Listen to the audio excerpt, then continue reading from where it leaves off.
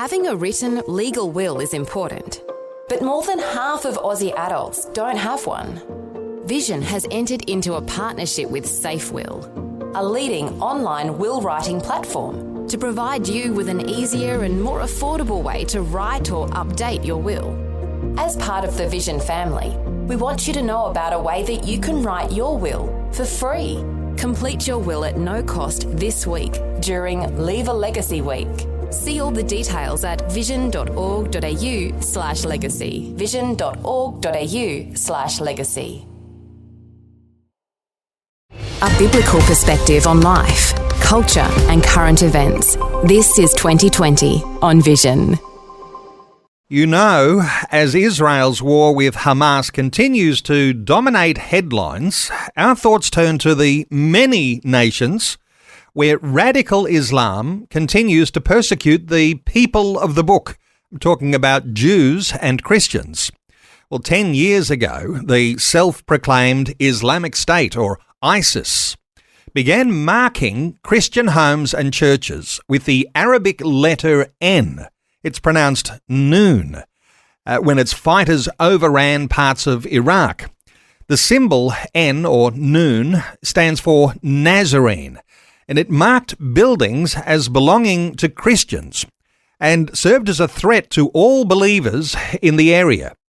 Voice of the Martyrs is raising awareness through a virtual event that's coming up called I Am N, featuring first-hand stories from 3 Christians who've paid the price for advancing the gospel in other places dominated by Islam. Tony Benjamin is CEO of Voice of the Martyrs in Australia. Tony's joining us. Tony, welcome along to 2020. Thank you, Neil. Thank you for having me. Tony, tell me about the noon, or the letter N. How sinister, how significant is that? Look, it's quite significant. The letter N, although centuries old, has never really been used publicly until ISIS came through the Nineveh Valley and marked the homes, as you so rightly shared. So this has become synonymous with that period of time and those events in the Middle East.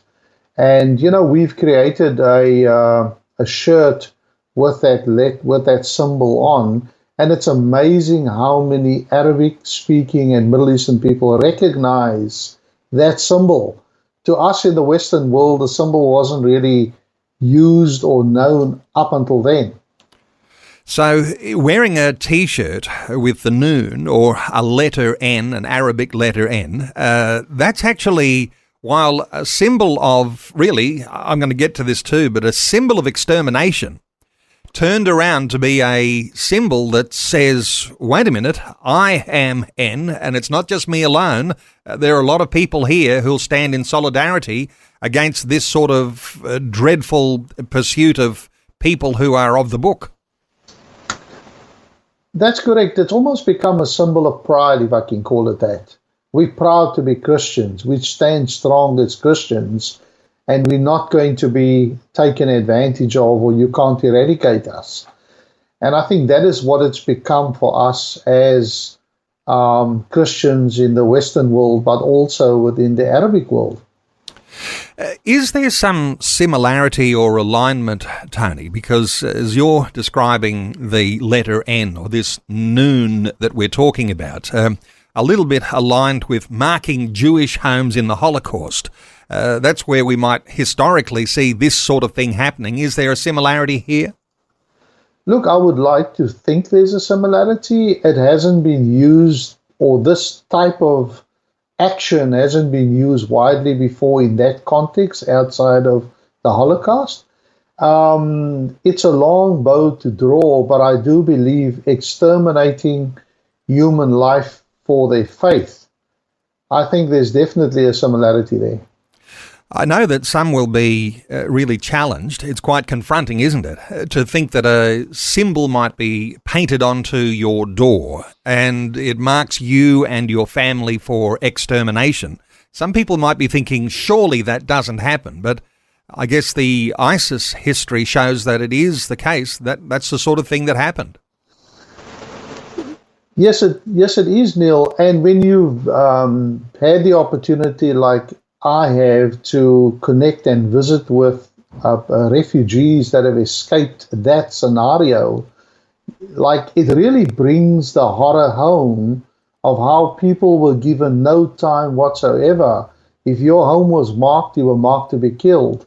So, we're living with the aftermath of that more than 10 years later in surrounding countries like Jordan, Lebanon, and so on, where refugees are still stuck, stateless and homeless 10 years later because of what happened then. Is it true, Tony? Just let me put this scenario, because obviously not everyone, even in the Muslim world, in the Islamic world, is going to have that sort of heartlessness that aims at extermination. But in your thoughts here around Islam and the thought of people who are subjugated under, because they're not believers, because they're not Muslims themselves, the thought that you either convert or you pay a tax or eventually be killed because you are aligned to Christian faith. How do you describe the way that sort of works in the reality?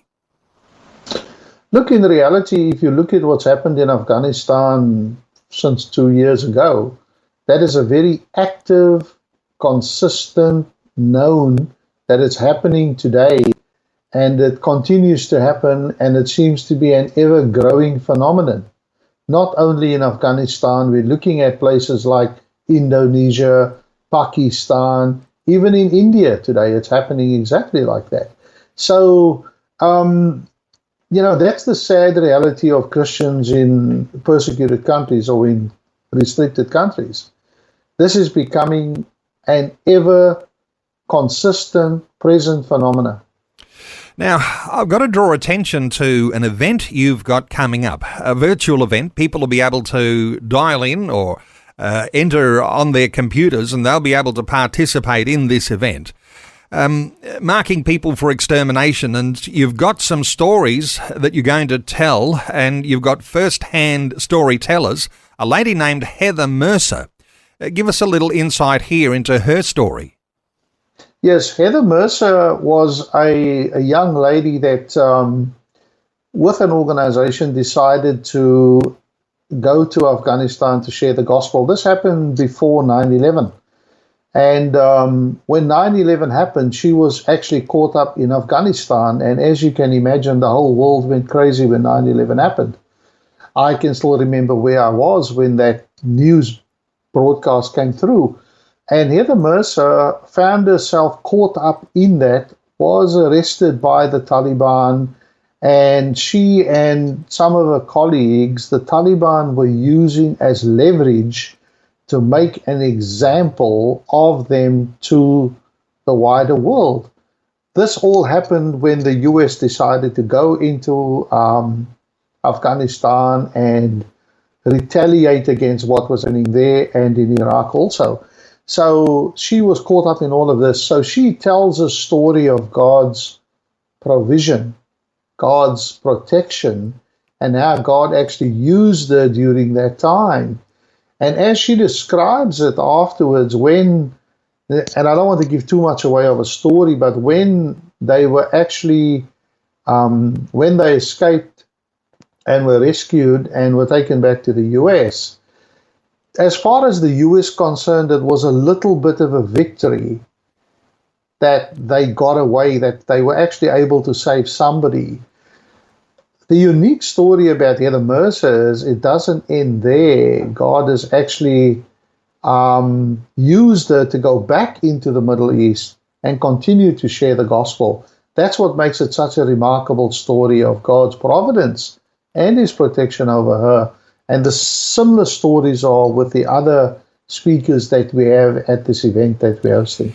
Significant too to draw attention to the organisation that you lead here in Australia, Voice of the Martyrs, because when there are cases like this, I know that Voice of the Martyrs will be one of those who become advocates for people who've been tried for crimes like this in places like Afghanistan or back to Iraq or in Syria. advocacy and prayer and some help from whatever military or foreign governments. No doubt there's a whole lot of things that happen, but the advocacy is very important, isn't it? Because nations don't like to, they feel like it's dishonourable if everyone thinks ill of them. They try to save face. Any thoughts around the way advocacy works?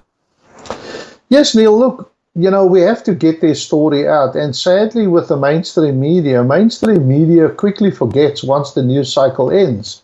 Whereas with us, we continue to provide the support, continue to create the awareness, and continue to lobby for these people in the situations that they found themselves in. And I can think of a number of them just off the cuff that we are still lobbying for some 5, 6, 8, 10 years later, And it's important that we bring their story to the fore, and it's important, as we say, that we remain their voice, and so that they're not forgotten. Tony, is this, just telling her story, but is this a reminder to all of us that faith is very costly, and sometimes, and there are some believers, and maybe it's any of us at any time soon, may find ourselves in circumstances where there are very, very difficult conditions like this. Faith is costly, isn't it? It certainly is. God's word says that if we follow him, we can expect this to happen. So, yes, there's a cost to be paid. It's not all roses, but the great reward is that our God promises us that he will protect us, he will take care of us, and he will continue to bless us through those trials that happen when we faithfully follow him, as these people are doing. Well, Heather Mercer's story, no doubt, will pique the imagination of some listeners. She told her story in the book called Prisoners of Hope. These days, she's back in the sort of mission role that she is used to and working in the Kurdish region in Iraq. Is that something that typically happens? Someone goes, tried for a capital crime, and they get released and then back into the mission field? Is that something that's fairly common?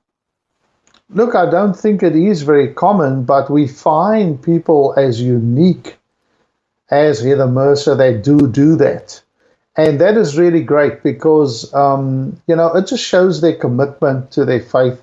It shows that they're honoring the calling God has put on their lives, but it also shows the depth of their faith, which is something that we can certainly take some sort of leaf and some sort of comfort from, yeah. Now, this event you've got coming up, Tony, it's called the I Am N event. There is a website, iamnevent.com. What should listeners expect if they get in touch with you today at Voice of the Martyrs? Look, I think listeners can expect some great worship by Steve Curtis Chapman, and some of the people that we have in there are John Samara, and we've got Hassan Abdurrahim also, who've been in these situations, and their testimonies are amazing.